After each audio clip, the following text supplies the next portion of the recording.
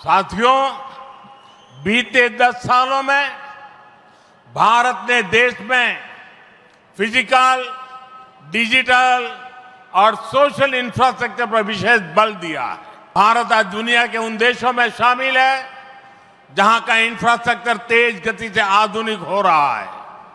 इसका फायदा आंध्र प्रदेश को भी मिल रहा है। आज भी रेल और रोड से जुड़े हजारों करोड़ के प्रोजेक्ट आंध्र प्रदेश को मिले हैं। మిత్రులారా, గత 10 ఏళ్లలో భారతదేశం ఫిజికల్, డిజిటల్ మరియు సోషల్ ఇన్ఫ్రాస్ట్రక్చర్ పై ప్రత్యేక దృష్టి సారించింది. ఇప్పుడు భారత్ ప్రపంచంలో అత్యంత వేగంగా మౌలిక వసతులు అభివృద్ధి చెందుతున్నటువంటి దేశాల్లో ఒకటిగా నిలుచుంది. ఇది ఆంధ్రప్రదేశ్కు కూడా ప్రయోజనంగా మారబోతుంది. ఈ రోజు కూడా రైల్ మరియు రోడ్డు ప్రాజెక్టులలో రాష్ట్రానికి వేల కోట్ల రూపాయలు కేంద్రం తరపున అందించడం జరుగుతుంది. यहाँ आंध्र प्रदेश में कनेक्टिविटी का नया अध्याय लिखा जा रहा है। इन प्रोजेक्ट से एक जिले से दूसरे जिले की कनेक्टिविटी बढ़ेगी, आसपास के राज्यों से कनेक्टिविटी बेहतर होगी। इससे किसानों के लिए बड़े बाजार तक फसल पहुंचाना आसान होगा और उद्योगों के लिए भी सुविधा होगी। टूरिज्म सेक्टर को और तीर्थ यात्राओं को बल मिलेगा।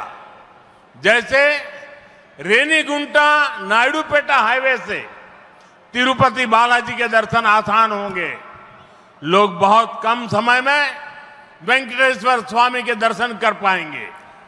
ఆంధ్రప్రదేశ్లో కనెక్టివిటీకి ఒక కొత్త అధ్యాయం మొదలవబోతుంది. ఈ ప్రాజెక్టులతో ఒక జిల్లాకు మరొక జిల్లాకు కనెక్టివిటీ పెరుగుతుంది.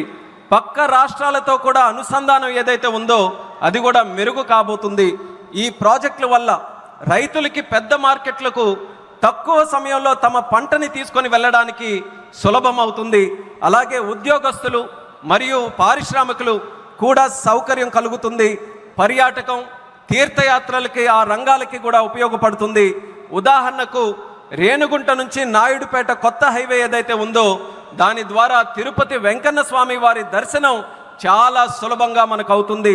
తక్కువ సమయంలో ప్రజలు ఆ స్వామివారిని దర్శనం చేసుకొని ఆ అవకాశం పొందుతారని కూడా తెలియజేస్తున్నాను.